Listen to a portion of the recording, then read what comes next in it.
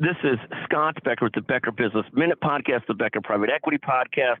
There's a story that ran on Gen Z workers, the Gen Z workforce, and this ran in Becker's Healthcare, but it's really a story about a discussion given at the World Economic Forum about how Gen Z workers, and everybody's very familiar with all the mental health challenges of remote work, but this was a story about how much flexibility Gen Z has had in the workforce, this newest generation.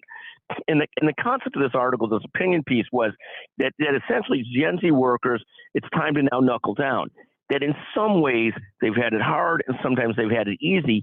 Easy in that the workforce has offered tremendous flexibility, a lot of remote work, and there's been an ability to do a lot of job hopping because companies have all been short on workers. And the concept of this article, this piece from the World Economic Forum, was that we're moving towards a time when jobs won't be so there won't be such a scarcity of jobs, and people have to compete again for jobs, have to perform again at a higher level for jobs. There will be some balance of remote and not remote, but the concept is there a coming reckoning where people have to knuckle down a little bit more? At the end of the day, I'm not really sure, but it's a fascinating perspective to see people starting to look at things differently.